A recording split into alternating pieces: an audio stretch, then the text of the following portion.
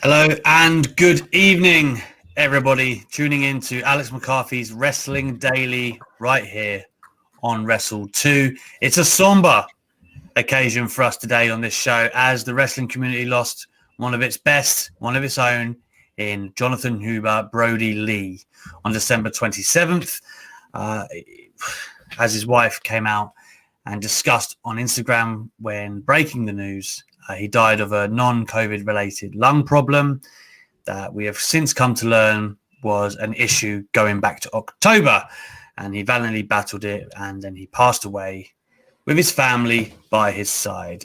Since then, the tributes have been pouring out across the wrestling world, be it AEW, WWE, everywhere. Everyone has come together to celebrate what a tremendous human being Jonathan Huber was, and the emotion has poured out over the community over this festive period. And we here at Wrestling Daily felt it was only right that we would talk about Jonathan Huber tonight and share our brief but meaningful memories with the man himself. We would talk a little bit about his career, the circumstances that have transpired since his unfortunate passing, and what he meant to a lot of different people. So we welcome all of you that have joined us tonight for this special episode of Wrestling Daily. We welcome all of you to please share your comments and your love for the man in the comments. Ultra chats are all, of course, they are welcome, but we would love to focus on Jonathan Huber for at least if not the first half, the bulk of this show. And then we will do a Q&A towards the end, something lighthearted where you can ask Louis and I anything, but we want to pay our respects to Brodie Lee, Jonathan Huber, Luke Harper, the man that influenced many of us, and many would say, as a big man, was way ahead of his time in terms of, in any other era, he might have been one of WWE's greatest big monster heels there ever was. And he was just getting his due in AEW. What a tremendous debut year he had.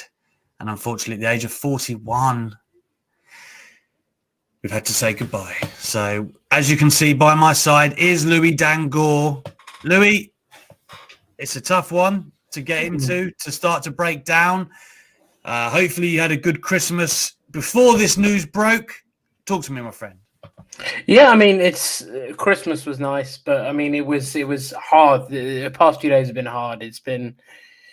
We obviously lost a great wrestler, a great worker, someone that shouldn't have been able to move the way he did for a guy of his size. But I think we lost an even better human being in Brodie Lee and Jonathan Huber. I mean, wrestlers will often tell you, like, oh, my gimmick is just an extension of myself, amplified up a bit.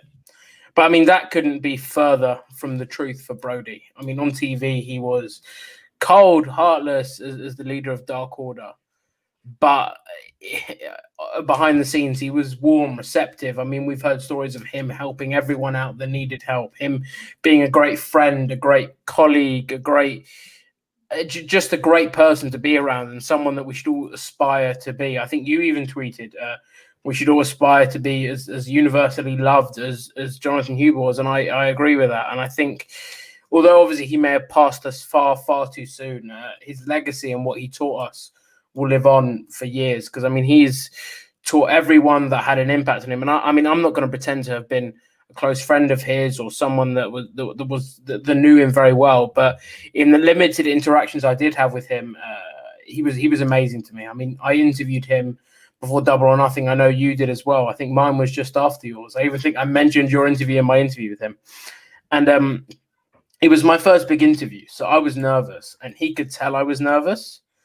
But he treated me like a friend, and that was the nicest thing. He didn't make me feel like I was speaking to someone that I was being a burden on them or taking up their time. He just made me feel like I was sat having a beer with a friend, and a camera just had to be there. And I think that's how he lived his life. He made everyone feel like they were his friend. And I think if we can learn anything from Brodie, it's that. And I mean, how to be a great father. I mean, I know the part of my interview where I brought yours up was when his kid ran into your interview, and we spoke for 10 minutes or so about his kids, and you could tell what a great father he was. So yeah, I mean, to Brodie, John, Luke Harper, rest in peace, and thank you for the lessons you taught us, and for your inspirational journey through life, and hopefully we'll all do you proud later down the line. Yeah, for me, I had the pleasure of meeting him a few times. Well, actually, only in the flesh once at WrestleMania 33, although he was kind of, part of Bray Wyatt's. What I'm saying is that we were doing media, and Bray Wyatt was like the main person doing media, but he was there with him, and I got to kind of meet him and talk to him a little bit. But I didn't really know him or have a meaningful conversation with him. But again, he was so polite and accommodating, went out of his way to talk to me when he didn't have to at all. To be honest, like Bray or he wasn't even on my schedule, and yet he still did that. When I finally got the chance to speak to him, he was just so great. It was one of my favorite interviews of the year. I think I'm going to be resharing it shortly, just because it really was such a fun, easy discussion to have with him. And we bonded a little bit over being we're both fathers of two. Both of our youngest are 2-year-olds. And then obviously his young'un, it makes me laugh thinking about it, made the run in during our interview. And again, like I actually, there is some footage that I never shared. Obviously I edited out what happened. And then ironically, he did tweet me saying, "Did you keep it in?" About his son running in. So I wish I did now. But that was kind of the first thing I thought of when I heard the news. Like, obviously it was staggering. It was like, oh my God, he's 41. Like, what's happened? He was in his prime just a few months ago. I saw him tear the house down with Cody Rhodes. Like, there was a lot of me trying to process that, but there's also the first thing I thought of was like, oh no, like his family, man. Like that was the first thing I think of when I think of Jon Huber, Brodie Lee, after my interview, was his family, because it was so central to who he was. And, you've seen a lot of different superstars talk about this, right? And they've shared their stories of him, and they obviously know him far better than Louis and I can ever claim to. And they will have, amazing stories of being on the road with him.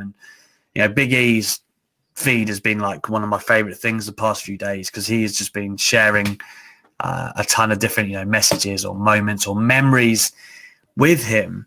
But for me, that was a few times that I got to interact with him. It was very cool. Got to know him a little bit. I remember in my interview, he told me when his son came in that his son had been sleeping with the AEW title.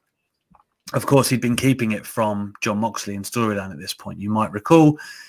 So when he won the TNT title and he shocked the world and he squashed Cody, I messaged him and said, wow, now your son can actually keep this one for a while. This is for real.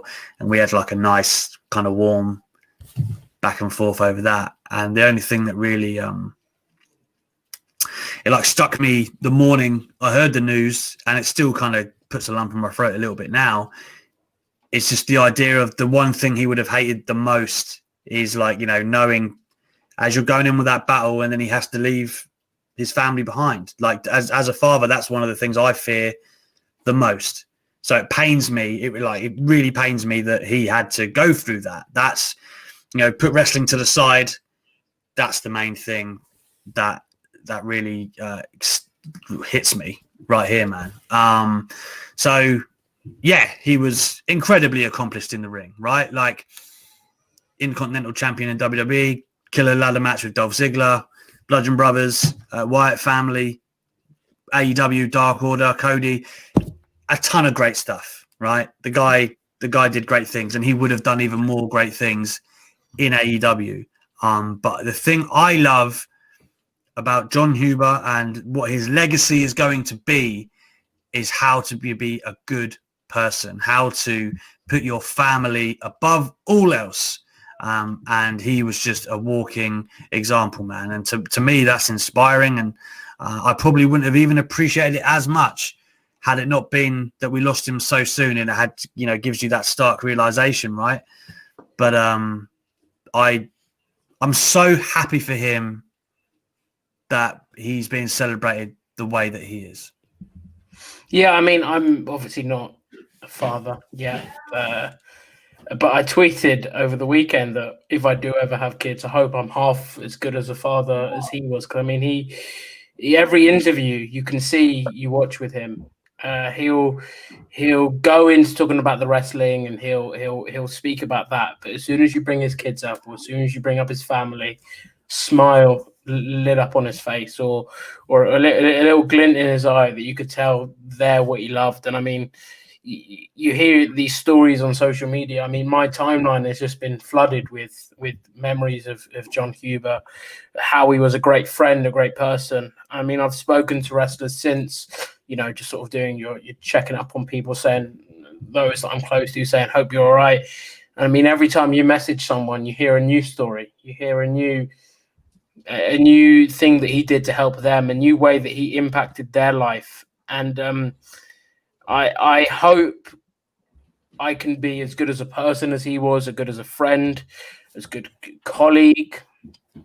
But he was really inspirational. I mean, he has taught us all a lot, and it's a shame that we didn't realize it until after he's gone. But I hope he's looking down and realizing how much we all appreciate him. Even those like you said, we don't know him well, and he's had a big impact on us. So I can't imagine the people that he's worked closely with and shared the ring with and shared locker rooms with.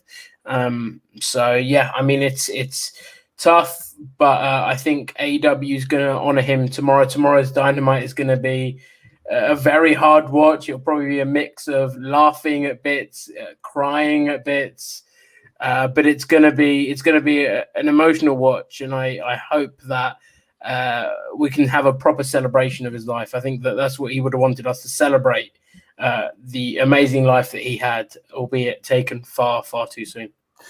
And I think, and I implore everybody to watch Being the Elite this week. But I'm looking forward to Dynamite because I do feel like it will be a celebration. Because when I watched Being the Elite, I just smiled and enjoyed it, really. I didn't, it wasn't like emotional to me. It didn't make me sad. It made me happy, man. Like to see, stuff that I had never seen before, like just how much enjoyment he had with the Dark Order and all of those outtakes, and man, it was really good. I implore anyone to go and watch that because it really was great. I mean, we've got some details to get into here. Yep.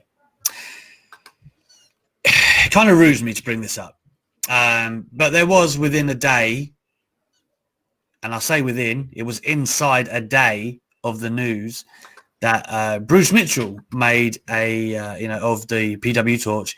He wrote what he would call a column around the details, basically speculating, almost accusatory, in terms of how Brodie would pass, the details around it. Was it COVID that led to the lung problem? Had AEW held this back? Essentially accusing his wife of lying as well. Me, Louis, and a couple of other guys have discussed this at length when we first saw it.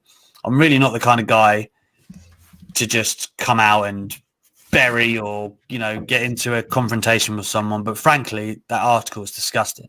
It really is from top to bottom. It's tasteless. It's at the worst, most inopportune time you could possibly fathom. I don't know what he was literally thinking when he wrote it. I could maybe understand if he'd come out and said he made a mistake and he was just trying, whatever. He was trying to seek some clarity or some profundity that he didn't have mind, but it was an attempt gone wrong. The way he's doubled down since then, saying that he stands by every word when he posted it, what he said, man, fuck that guy. I have unfollowed and I'm cutting him. Like, that's not someone I want to associate with at all, to be honest, because I just feel like that says a lot about his character, and he was trying to almost make it about him. It's making me angry thinking about it, to be honest. I don't think it was the time or place, and it was definitely not the subject matter. The stuff that he insinuated has since been thoroughly debunked, obviously, because it was stupid at the time. Sean Ross Sapp has obviously come out and made a report that the AEW locker room, obviously they'd known about it for a while, but they obviously his wife, Amanda, wanted it to be kept private. And then there was also Dave Meltzer saying that he had several COVID tests at AEW tapings and at Mayo Clinic where he was staying, all of them which were negative. Totally irresponsible and insensitive to write something like that, in my opinion.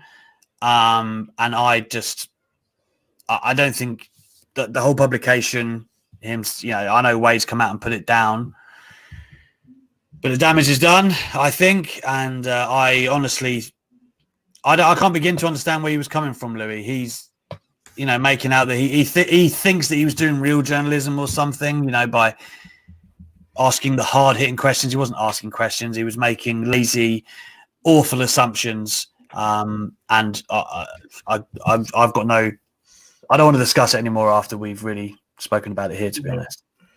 I mean, speculation pieces are one thing. I can say to you, I speculate that Big E's going to win the Rumble, that Goldberg's going to return. You don't speculate about someone's life and death less than 48 hours after they've passed away. I mean, it was an incredibly poor taste. I think that Meltzer shouldn't have had to have even reported that he didn't have COVID, because Amanda, his wife, in the first report, when she broke the news, said it was non-COVID related. That should have been it. And I mean, we should respect a family's privacy, not even the Huber family, not just the Huber family, but every family that go through things like this. Respect their privacy, guys. If they have given you the information that they've given you, and you know what, maybe, but we don't know all the details. But if the family have decided not to disclose all the details, then that's on them. It's their prerogative. It's their situation. Let them deal with things the way they want to deal with things. I mean, poor Amanda. I mean, if she, I don't know if she is on Twitter, but if she is to go through and to see that article, imagine the impact that has on her. So, guys, just in general, and I mean, he is unfortunately the one bad egg out of a very, and I don't mean to say this ironically because I know we're all good eggs punch, but everyone has shown themselves. The wrestling world has come together to honor Jon Huber. From WWE to AEW, there was that fantastic picture of WWE posting their Instagram post, and the comment directly underneath it was AEW posting their response. And it's like, you know what? We like to joke about the Wednesday night wars and sit here on a Thursday and say which one won for the week, and to sit there and talk about counter programming. But this is where it's important. This is where companies come together. And I've liked seeing that. But it was just from him. He has shown himself, shown his true colors in a time of tragedy. And as you say, I think we should just move on from this as quickly as possible. And I mean, you spoke about Sean there. You spoke about Dave Meltzer there. Kudos to those guys for doing the reporting, the hard reporting, but the right way. They have spoken to the people in the know, and they have outlined their situations. And I think they've handled the situation with as classily as can possible, and really shown what journalism and tough, hard asking questions are. So yeah, I mean, I agree with everything that you said earlier as well. He didn't even spell his fucking name right twice. Like, do you know how embarrassing that is as a journalist to not even, like, literally talking about the deceased? It's embarrassing. I'd be embarrassed to be attached to that article, let alone stand by it. And yeah, the only reason we bring it up, guys, I don't want to bring it down because I want to move swiftly on it. But for the clarity that has come out since, the guys like Meltzer and Sean, I feel like this is what the Wrestling Daily has been about, is getting to the right news. And I just wanted to let everyone know that it was the rubbish. You all suspected it was. And Dave and Sean have done great work to give you the actual news. So there you have it. No more of that. You mentioned that the tributes that have been falling in for Jonathan Huber. WWE opened the show yesterday with an image of John. Dynamite, of course, have got a show coming up on Wednesday that is just now a pure tribute show with a dream match for -1. in there too. When Tony made the announcement, the card just looked perfect to me. Should we run it down? I mean, I've got it in front of me. If people want to see, do it. I mean, we got Cody Rhodes teaming with Orange Cassidy and 10 of the Dark Order, who Tony Khan. This is -1's match that he wanted. So the -1 is obviously Brodie Lee, Brodie Huber, who is John's son. He's 8 years old, so he's the people that you wanted to see. So good on him. Team versus Team Taz, the Young Bucks and Colt Cabana versus Matt Hardy and Private Party. Hangman Page, John Silver, and Alex Reynolds versus MJF, Santana, and Ortiz.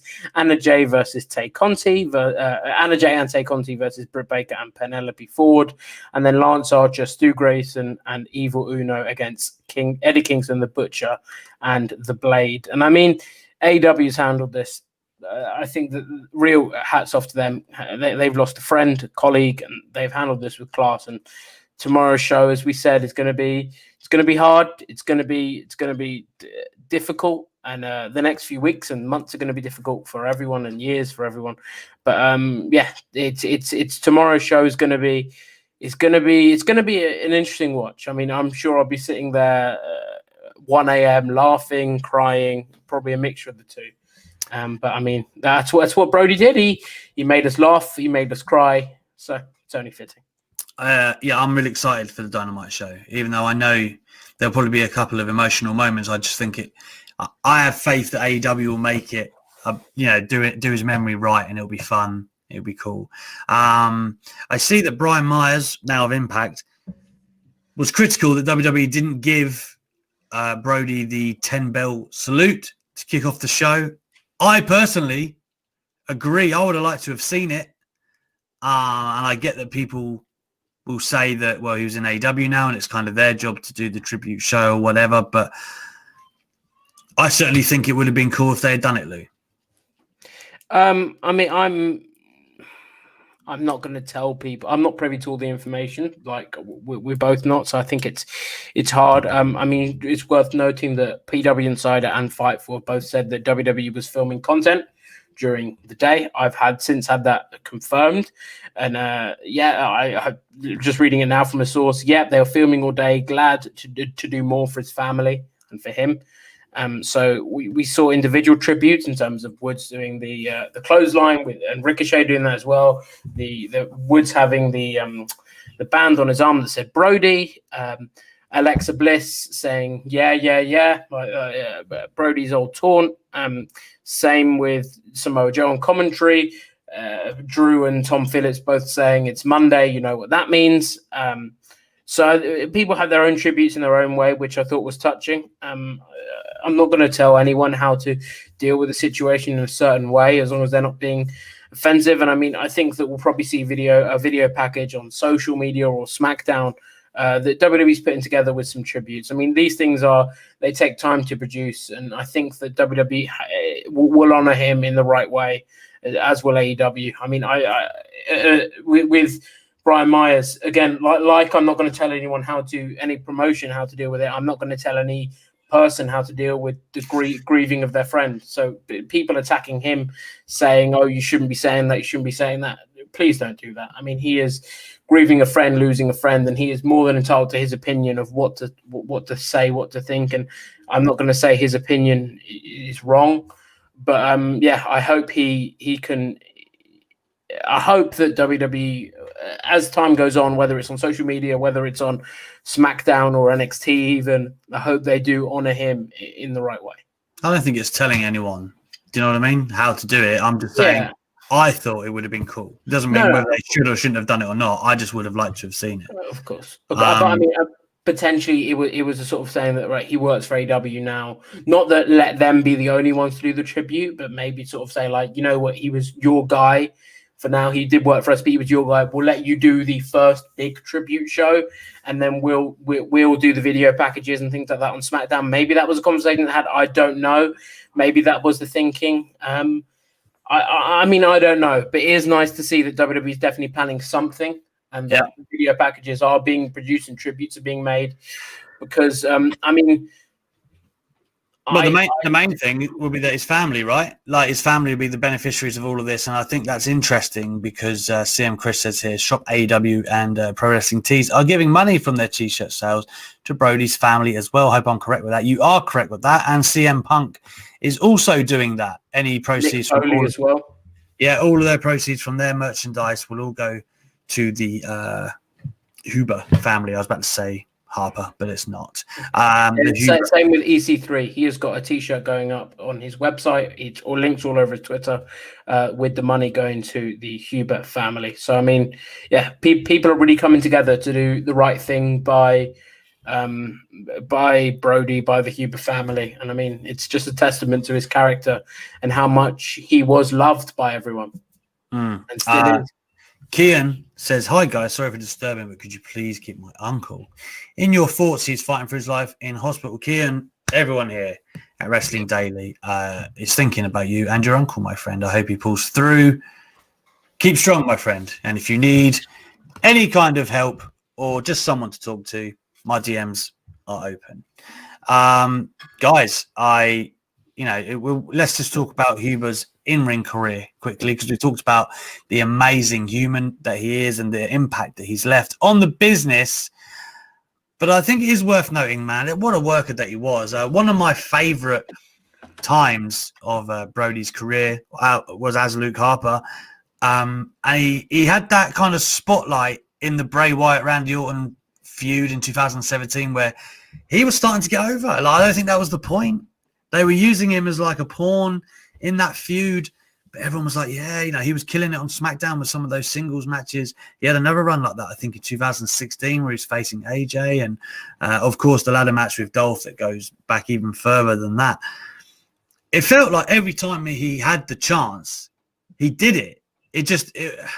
Maybe, I don't know, WWE didn't know what to do with him as a persona, because I think in AEW we saw so much more of his personality, and that's another reason why you really should watch this Being the Elite thing, because it's so great to see how he interacts, and he's like the leader, and he really was behind the scenes too, but he's so warm and funny, and just I felt like AEW was. I'm so glad we got that part of Brodie's career, and I'm gutted that he didn't get the hometown heroes welcome that he would have got if it weren't for COVID. I'm gutted that there wasn't in his entire AEW run. COVID obviously restricted us from having those big crowds who could really show him the love. I'm gutted for that, but at the same time, I do think that is a great passage, possibly the best passage. If you'd asked him, I would speculate, of his career.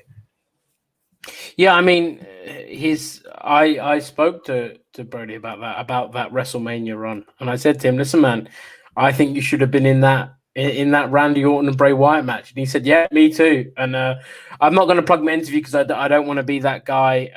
But I mean, he spoke about it there. He said that we just spoke about it. He was one of my favorite guys. I mean, I always liked Luke Harper in WWE. When the 2K games were good, I would always pick him. I loved his moveset. I thought it was great. He was just captivating to watch, a guy that you wish you could see more of, that you always felt, even not knowing, like, oh, he can do more. I mean, the Shield and the Wyatt family stuff was great. I remember he had an Extreme Rules match with Moxley at Extreme Rules. I think it was even a street fight. I might be wrong there, with Ambrose and WWE. Even the Bludgeon Brothers and New Day had a great match on SmackDown where they dropped the titles after SummerSlam. But I mean, he was really just a great wrestler, a great worker. I mean, he was a guy who shouldn't be able to move for his size. He was great on the mic. And what makes his passing so sad was he was only just beginning to show just how good he was, how really good he was. And I hope that people don't forget that. I mean, his match with Cody was one of the most emotional of the year beforehand. Now, knowing what we know, probably one of the most emotional ever, knowing it was his final match. And what was just supposed to be a short few-week hiatus to sell the Attack has turned out to be, obviously, his final match. I mean, Brodie Lee telling Trent's mum to throw the papers at him. That was so good. Like the way is that the little smile that pierces through his armor, like as he's trying to keep the straight face, and he can't. It's so funny, and I mean, he was John's like obviously the Dark Order. He was their leader on screen, but it felt like he was their leader off screen as well, like a mentor to them. Young guys, like apart from Stu Grayson, I hadn't heard of any of these guys before. I've got to be honest. Tay Conti, but I mean, she's not really part of Dark Order. That's an ongoing storyline, but hadn't heard of any of them. And so Brodie would have been a real mentor to them on screen and off screen. And I know he gave 10 his ring jacket and said it will look cool on you. He bought John Silver matching gear for some stuff that they were going to do that cost over $1,000. Really seemed like, and you've heard a lot of stories where Brodie Lee just seemed like the guy that everyone would see when they had their first match behind the curtain. He would be the first guy there to say, well done. And you know what? I hope that it's hard to speak, but it's hard to put in the words. I mean, we were speaking about this earlier. I was even speaking about it over dinner with my parents. It's really hit me, this one. And I'm not sure whether it's because I interviewed him or because I just saw him on TV 2 months ago, or whether it's because I've always liked his work. But this one's hit me. It hit me hard. And yeah, I mean, Dan in the chat, I've seen here, Mayor of Painesville Dan has said the September episode of Dynamite was the first to draw 1 million this year. And Brodie Lee headlined it with Dustin Rhodes. I mean, you talk about the impact that Brodie had. He was clearly showing what he was capable of and felt like a big guy. I mean, John Silver, the stuff he was doing with him was hilarious.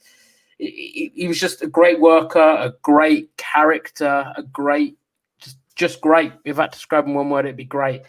And I know we got a lot of ultra chats, which we'll obviously get onto, where people just sharing their stories. I think everyone's got a different story that you remember of him and go, oh yeah, that was really good. Like the ladder match at Mania 31, completely forgot about that. And then someone shared the picture of him power bombing Ambrose through the ladder. And then Moxley said yesterday to Sports Illustrated, I wouldn't have trusted anyone else with that bump.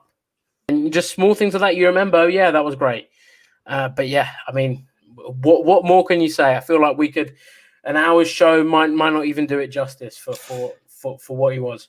It's weird because like I always liked him, like, you know, and I was always one of those guys that championed him, saying he could be more, like he's underutilized, or you know, oh yeah, he'll show them what his real value when he goes to AEW. Like, I was always firmly behind the talent of Brodie Lee, but I'm not alone in that. That's not like that doesn't make me smart in any kind of way. Like there's literally the whole of Twitter basically feels that way. But I had no idea he was as beloved and revered in the wrestling business as he is at all, which is the cool thing about this, is learning all the stories about him. Obviously I had my own experiences with him that I took away, what was really cool, but also as like a media member, like, you know, and like I said, we shared a few DMs or whatever, but like I'm not his friend. Like, if I passed him in the street, he probably wouldn't have known me. So like, it's just him being the good guy that he is, being nice. But it's very cool to see the influence that he had on pretty much everyone that he met in the business, which is crazy. Like I didn't even know this. Sami Callihan was on Busted Open the other day, and he said his match versus Brodie in 2CW was the best match he's had. Chris Duncan said that. I didn't even know that, but that's very, very cool to read and to know. So we will get through the ultra chats now. What I'm going to do for the final segment of the show is Q&A, because it's the last one of the year where it's just Louis and I. Get your questions in for just me and Louis, whatever they might be. You don't even have to ultra chat them. I guarantee they'll be read out if you do, but just get them in the chat and we'll get through them. And we'll try and have some fun to finish the show. But before then, let's get to the Brodie Lee chats. Chris Petru is up first. I received a surprise cameo video from Brodie Lee in October 2019. It made me so happy, being such a huge fan of his talent and his art. He's one of my favorite modern day wrestlers. I will always cherish this video. That is a very, very cool thing to keep, Chris. That's very, very cool. Sacred now. Yeah. Cherish it, like you said. You definitely should. CM Chris. Hello, Alex and Louis. Hi, Chris. I love what AEW have done with putting back the 2 New Year's Smash Night to the next couple of weeks after, and just have a show dedicated to Brodie Lee with the help of Brodie Jr. Hashtag support each other. Hashtag RIP Brodie Lee. Yes, I think we said a little bit about this earlier, Lou, but couldn't agree more. I love the card they've put together, and I think Tony is bang on the money. He's read the room amazingly well. Yeah, I mean, and a guy that's lost a friend as well that has had to pull this together. And I mean, it's such a nice tribute to Brodie and to his kids. The show's for his kids and his wife. So I really hope that he's looking down and he enjoys the show as well. Because I mean, he was a wrestling fan as well. So I hope that the wrestlers go out there and put on barnstormers for Brodie and his family, and I'm sure they will. Bo Hill, Merry Christmas, my friend, says, having a really hard time wrapping my head around this one. I think because I'm near the same age with kids. One of the hardest parts is that it doesn't seem to be a single negative thing that can be said about him. He was universally loved. Bo, that's absolutely correct. I was the same. That's what stopped me in my tracks when I woke up and saw the news. It was just a feeling of like, that's the first thing that rushed in my mind. What's the first thing I associate with Jonathan Huber? It was the family man, how much he loved his kids, knowing that they're left behind. It was just awful to think about, and it doesn't get any easier the more you do. Let's just hope, I know AEW have recorded a special thing with Kenny Omega and Brodie Jr., and I don't know whether they're going to release that or not, but it is like an amazing thing for him, and it seems everyone is trying to make it and give easier and all the support they can possibly do, and that's all we can ask for, Lou, I think, at this point. Yeah, I mean, even if it doesn't get released, I'm happy that Brodie's kid got to have that moment. Kenny Omega having that moment. That's the main thing. Would be nice to see, but his kid got to live it. So I'm happy for him. And if I know the people in AEW, some personally, some not, I know that they're all going to take very good care of the Huber family following this. 1000%. Carol Wands says, hi, Alex and Louis. Brodie Lee was amazing to watch, and no matter what match he was given, he made it entertaining. His passing is a reminder that tomorrow isn't promised to anyone. Please hug those you love close and always tell them don't ever wait. Hashtag RIP Jon Huber. I tweeted something very similar the day it happened, man. Like, I hugged my kids a little bit tighter, just thinking it's a stark reality that I would never, if someone had said 4 months ago, Brodie Lee will be dead before the year's over. Like, who on earth would have believed that? If someone would have said to me on Boxing Day, waking up on Boxing Day, that I'd be going to bed and Brodie Lee would have just passed away, wouldn't have believed you. But I mean, when I found out, I was talking to Liam from the website on WhatsApp. And both of us had finished our shift, so no one works after 10 on the website on a weekend. And he goes, fuck, Brodie Lee's died. I'm like, what? You go on Twitter, Brodie Lee's died.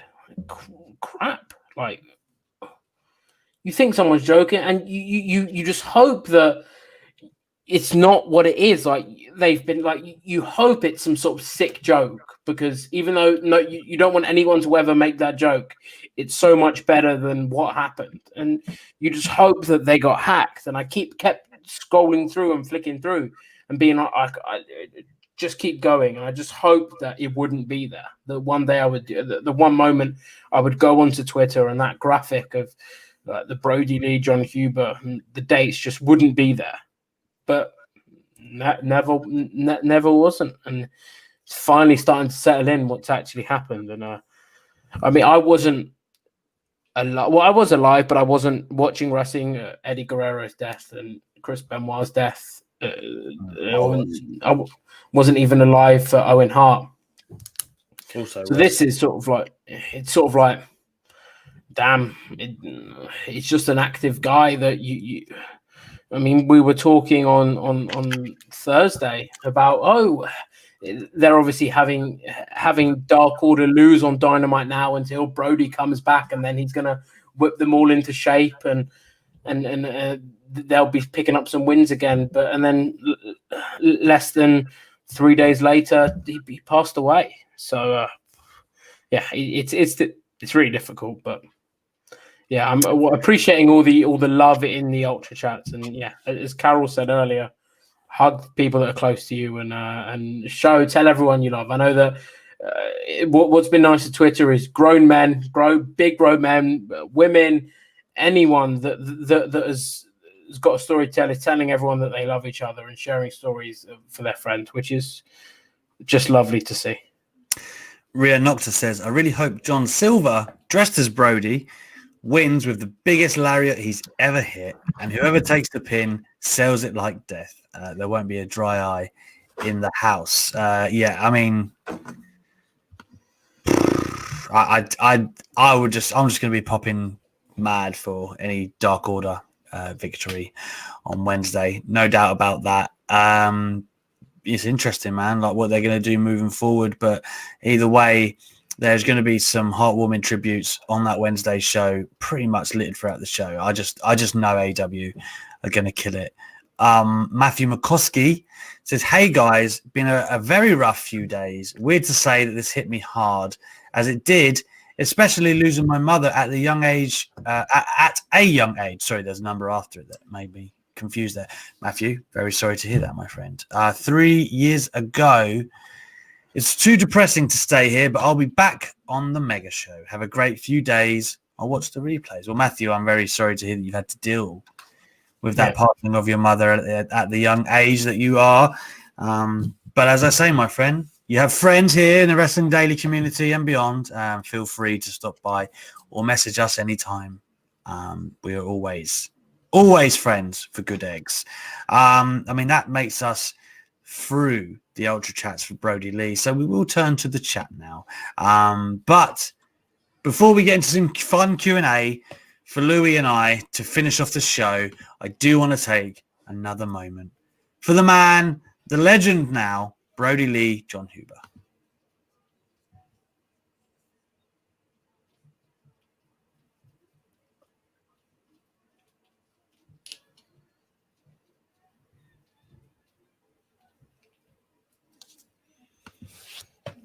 Our thoughts are with his family, his wife, and his 2 kids, and all of their friends. Let's take a look. Funnily enough, Uptown Avondale, I think, has the first one here. Alex and Louis, what happens next with the Dark Order? I feel like it has to live on. Like, it has to, do him justice now, and that they have every motivation. And do you give them a new leader? I don't know. I just feel like that would be weird. But I want to, I feel like everyone now wants to see them do well, and for Brodie, and they want that moment that I don't want to liken it exactly the same, but almost like the Rey Mysterio Royal Rumble win after Eddie died was kind of emphatic because Eddie had died. Like, I don't know if they would have done that if Eddie hadn't have died, which they might have, but I don't know if they would have. So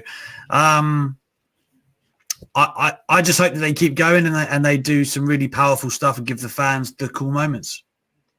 Yeah, I think they'll be baby faces moving forward because they should be. Hopefully, if they do the trios title, they win the trios title because that'd be nice, and then you have that moment. Yeah, I mean, I don't know how you deal with it. It's going to be difficult, but hopefully we'll start seeing things fall into place over the next couple of months once the dust has settled and AEW's figured out what they want to do. Adam Pearson. We all love Adam Pearson. What are your wrestling wishes for 2021? Do you have any New Year's resolutions? Lou, I will let you kick this one off. Fans. I want fans soon. I want to get to a show. I want to go out to the States and get to a show, ideally. In terms of New Year's resolutions, personally, I want to lose a bit of my lockdown tummy. A lot of my lockdown tummy. And yeah, just that's about it. I know you probably going to be fans as well, and probably not a Goldberg return for WrestleMania. Fucking hell. Yeah, like getting to a show is obviously like high on my list. I miss traveling for work and like going to wrestling shows and doing the interviews in person and all that good stuff. So I think that is probably number one. Like, I might be traveling for work in about 10 days actually, but it's very much up in the air. But it's not wrestling related, so it doesn't matter.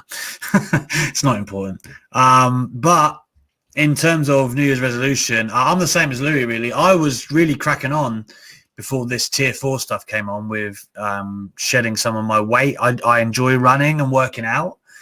And I'd really got back into a good rhythm of running in the morning. And then tier 4 and all the gyms closed. And I can't run on the roads because my ankles can't handle it. I'm 32, an ex-semi-professional footballer with shite ankles, so I can only really handle a 0 incline treadmill because I am useless. So without that, I've slipped back into some terrible ways, and I'm just waiting for gyms to open again. So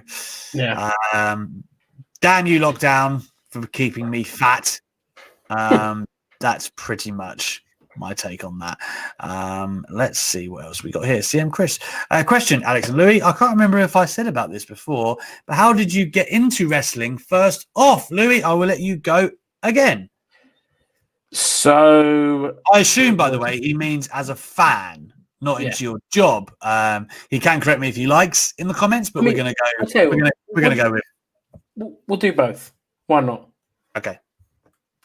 So fan-wise, it was 2010. So it was the summer. That summer, it was the SummerSlam show. Remember being really invested in the Rey Mysterio, Rey Mysterio. Just talking about him earlier, Kane and the Undertaker stuff, with who attacked the Undertaker and the Nexus storyline. And I was just because it was on TV here on a Saturday morning, like the replays. So I was just flicking through TV, the sports channels, and I was like, that looks quite cool. You make me I remember fucking old. I remember watching it with my dad. Right. So I was watching it with my dad. I was 10 at this stage, watching it with my dad. And he'd be like, so we get to the stage where we'll watch SmackDown together because it was on a Friday, like I think 10 p.m. here. So we just watch it before bed. And we'd watch the show. And it was that Teddy Long phase where everything was a tag match. And he'd be like, we're going to get a tag match at the end of this. Like, we're going to see these two face these two. I'm like, you learn to know that it's pretty obvious what's going to happen. But at the time, you're 10. You're like, how do you know, Dad? And he's like, I actually work for WWE in my spare time. So they've told me what's going to happen. So just stuff like that. It's always fun. And then been a fan ever since. I haven't had that break period that everyone speaks about. Just haven't had it. And in terms of the career, I'm coming up to my 2-year anniversary actually of working in wrestling. I was just at uni 9 hours a week, so it was nothing. So I was like, right, what am I interested in?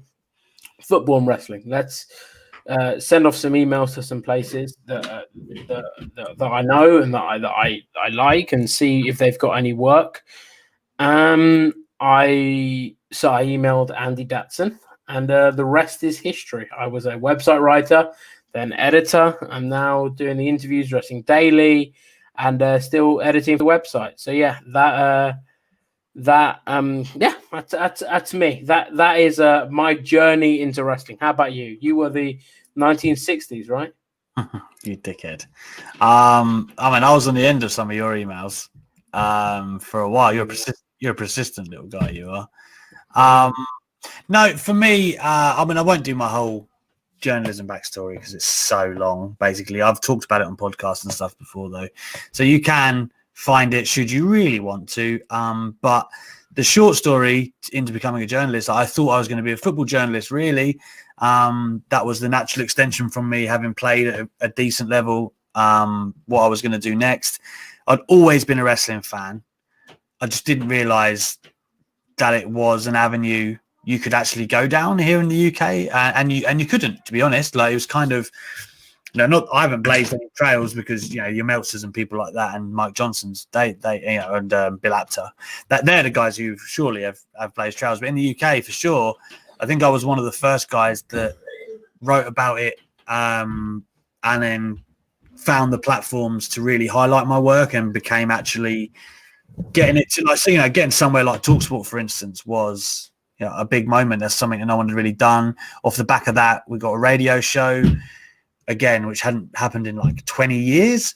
So all of that obviously makes me feel tremendous joy. And then just to see guys like Louis, Gary Cassidy, Matty Paddock, Alistair McGeorge, Steph Chase, of course, on this show. Like there's a ton of guys who have also come up kind of since I've been in this business, and it's just great to see that I'm not on my own, and there's more people. I will say, you spoke about not being like a trailblazer in wrestling, but I mean, in terms of the UK, I think you were the first to do it on this stage in the UK. You probably won't admit it because you're a modest one at heart. But yeah, I think you're the first to do it in the UK to bring it into the big scale. I mean, if you want any of the big UK, I mean, obviously Alistair does quite a lot of interviews, Matty as well. But I mean, you've interviewed everyone that is anyone in wrestling. So don't sell yourself short there.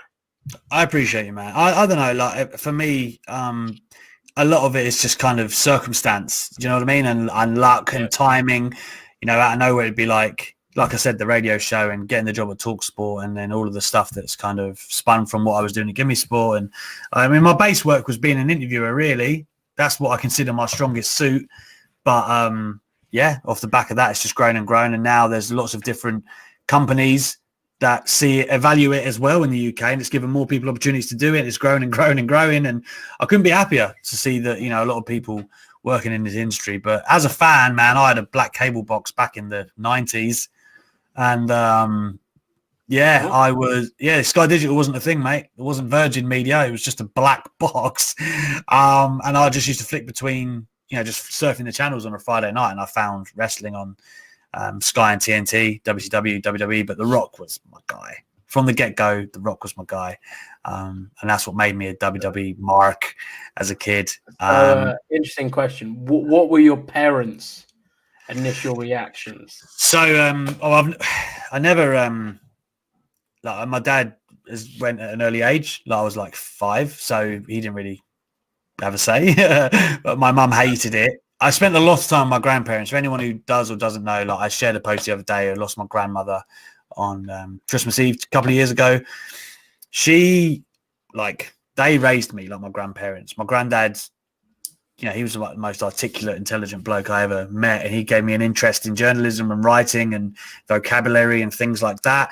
So that's half the interest. But I watched wrestling with my grandman, and that's why we were so close. We both loved The Rock. She was the one who would tape all the shows for me. Pay-per-views, all that good stuff. Like even when they all told her not to, she would always do it. So, man, I miss her and love her. What a woman she was. If it wasn't for Gran, I wouldn't be doing this. So it'd be Louis Dangoor's wrestling daily if it wasn't for your lovely Gran. It would be. So my parents were cool with it until my brother and I started. So we had a trampoline in the garden. So until we started wrestling, they were cool with it. And then when we started beating the crap out of each other in the garden, they were a bit like, "Okay, let's stop this. You can't be doing this." But yeah, I was dropping stunners on kids at school, and they were like, "Come on." Diggy Don Dollar, that's a great name. What effect will this have on Braun and Bray's characters moving forward? I assume you mean the passing of Jon Huber. Nothing, I don't think. And it rudes me to say that, but I don't think that WWE are going to play into their storylines. I think Bray will do some cool things. He'll do some cool nods, but storyline wise, I don't think it will make much adjustments. As sad as that may be for some people. Matty says your favorite holiday destination. Do you know what? I've had hardly any holidays in the past 10 years. I've been to Egypt and I've traveled for work, but I've had a couple of holidays, but I think I'm going to say Orlando, because I went there as a kid for Disneyland. Great. And I've been back there. I've been to the Performance Center and done the tour there twice, and been in been in the ring, interviewed people there. That's amazing. Like, that's an experience I can't put into words. And then I've been to Disneyland as an adult. And can you hear my kids, by the way? They're going mental in the background. We can hear you, kids. We can hear you, kids. Goddamn little scamps. And so, yeah, and obviously I've gone back there for WrestleMania 33 as well. And then the Performance Center, like I said, another time. So probably Orlando. Like, I've experienced it from top to bottom, kid, adult. Yeah, loved it. We did Canada. So we did like a tour of Montreal, like a bit of a road trip. Montreal, Toronto, all that stuff in summer 2019, and I really like that. So I'd have to say Canada. Canada's a great. I'd love to go to Canada, man. I would. Are you a skier, Lou? I don't mean that in a sexual way.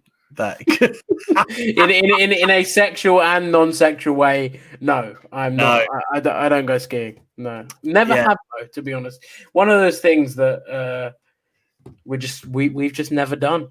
I went to Bulgaria as a 21-year-old and I loved it. It was amazing, but it's expensive, so I haven't been back since. Let's have a look. What else we've got going on in here? Oh, some people are talking about when they've started watching wrestling. Wow, Adam Pearson says, "What's your favorite type of beer?" I'm gonna assume you mean beer. I'm gonna assume so. I'm gonna say Peroni. I don't drink beer. Don't like beer. You don't do anything, man. You don't watch. I drink, just not beer. If I was in the pub, it would be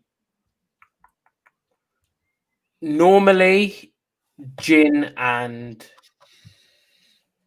tonic. Yeah, or lemonade. Normally tonic. Normally gin and tonic.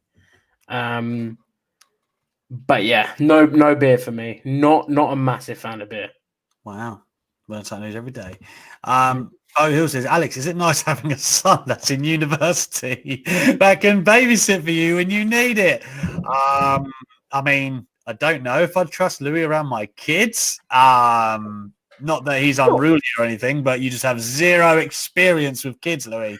No, I've got two. So both of my cousins are younger, 1 and 6. And I'm fantastic with them. I've got 2 younger brothers, so I've always actually, I haven't done anything. I used to beat the crap out of them. Yeah, I wouldn't trust me with your kids. Right decision. Yeah, that was my thinking. You were dropping choke slams. But it is nice having a son in uni, of course. I'm proud of Louis. I've said this before, and not to blow smoke, I do think it's tremendous that Louis is juggling an actual career at this point and his studies all in one go. I can't praise that enough, because I appreciate that. My lord, it's not something I'd like to do. Matty says, Louis, what did you get Harvey for Christmas? For those who don't know, Harvey is the dog. For those who don't know, the dog, the best dog, the dog. We actually didn't get him anything. We're bad people. We are bad. We're more of just like, we'll get him every stuff that all is year round. Well, okay. But no, we'll get him stuff all year round. So like, whenever we're out and we see something, we'll just get it for him. We didn't actually have a big Christmas present wise, really, to be honest. I think it was quite just nice, chilled. No, how was your Christmas? You didn't actually say at the beginning, because your girls must be still at the stage where this is all real. So my 4-year-old thinks it's the most amazing thing in the world. Every day with her has been exhausting since Christmas, because she is relentlessly playing with everything that we bought her. But that is the solace I take from this, that she obviously loved what we got her. So that's great. The 2-year-old, you're like, open this, and she's just kind of like, she's proper going through the terrible 2s at the moment. Attitude on it. But it was great. Like there's a lot of stuff that they really enjoyed, and the memories is what it's all about, Lou. Exactly. That is what it's all about. We got Mayor from Painesville Dan says, question, favorite Dexter Loomis moment? I actually think mine is probably in the Dream Cole match where he pops up and deals with the Undisputed Era. That's the best I've got for you. I'll go with yours. There you go. Adam Pearson says, no, genuinely meant bear. Yogi? Polar. I want to think of something really clever, but I've got nothing right now. You know, the bear in whatever. Winnie the Pooh. Winnie the Pooh. Why is he called the Pooh? Like, has anyone ever talked about this? No. Then I saw this one from Akil. Have I ever met the WrestleTalk family? Yes, I have met all of them actually. All of the YouTube team.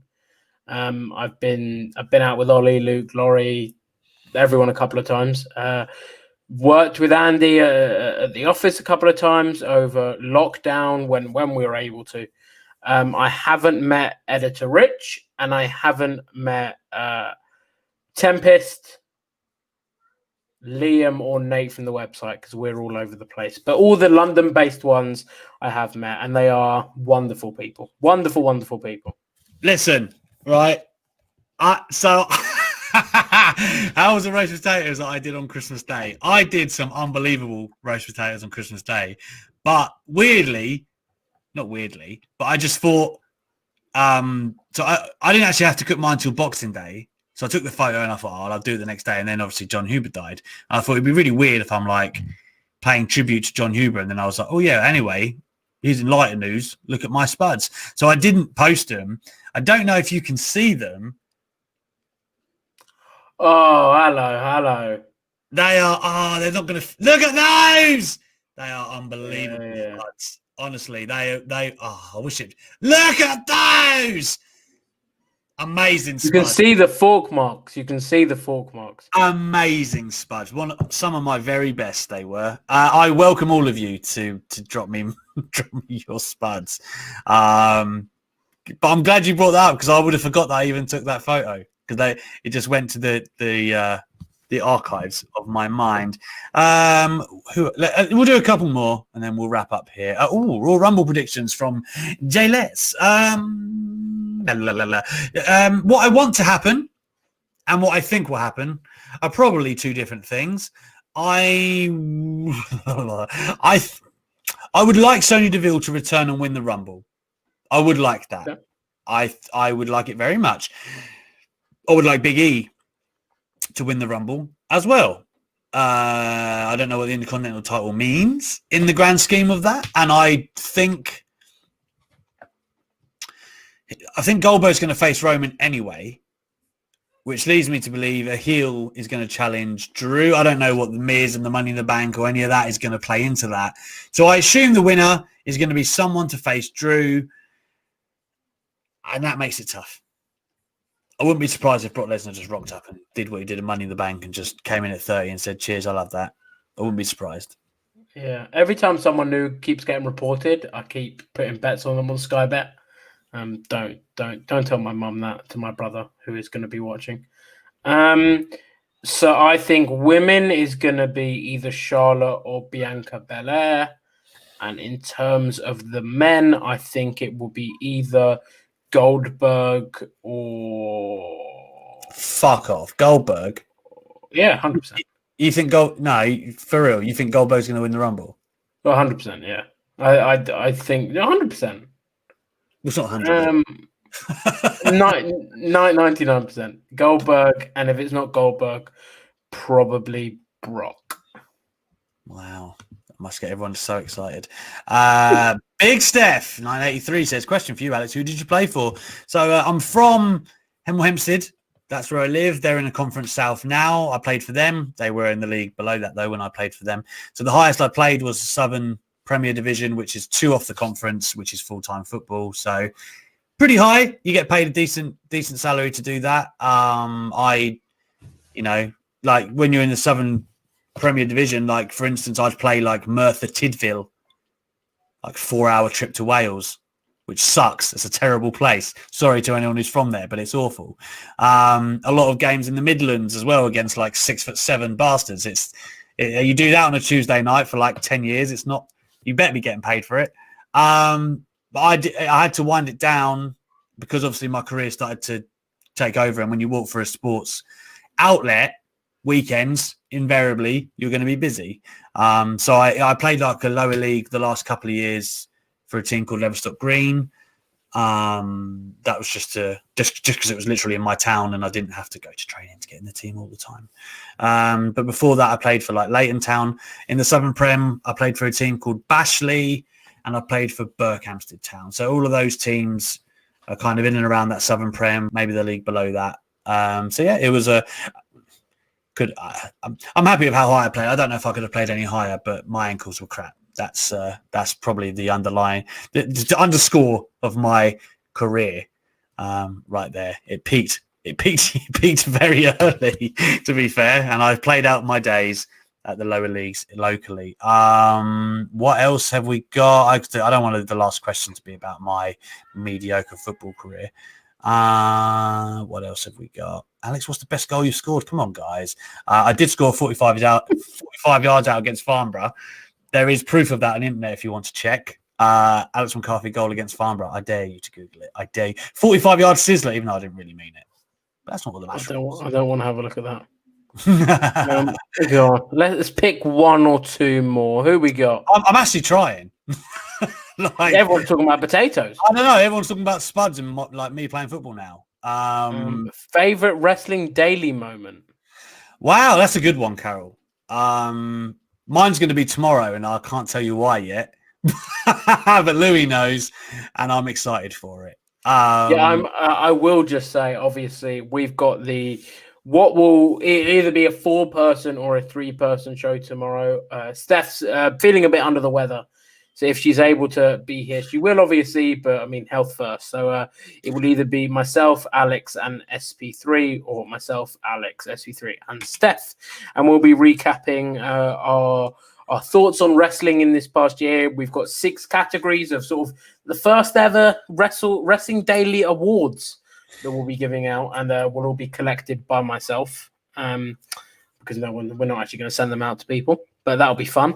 And it's going to be good fun. We're going to have a look at what has been an incredibly crazy year in wrestling, majority of which we've forgotten about, but that'll be good fun. But otherwise, I don't want to get all soppy, but really enjoy just interacting with you guys as a whole. Like, it's been such a great part of this, doing the wrestling. By far the best part of the show, that is, by far. Yeah, I mean, when we were having the preliminary meetings about this, Alex and I both wanted it to be, I know you did as well, wanted it to be very much sort of community based and with fan interaction. And in that aspect, it's been even better than I thought it'd be. So that's not possible without you guys. So thank you all very much. And we hope you do enjoy the shows, because we have fun putting them together. Yeah, absolutely. I've said this a million times. My favorite part of this whole show is the fact of how great everyone is in the comments, the community that we've built here, how you all are, even just together, like outside of this show. I see you talk to each other on Twitter and stuff. It's great. That's what wrestling is, in my opinion. We have found the last question, though. Louis, can you mime Stone Cold getting run over again? If anyone who doesn't know, he did it on Quizzlemania, and it was damn good. You're going to have to move the thing. Yep. Yeah, it's gone. It's gone. I'm going to have to move this back. I don't want none of this half-hunted, but I want Shawn Michaels 05 against Hogan. Oh, bloody hell.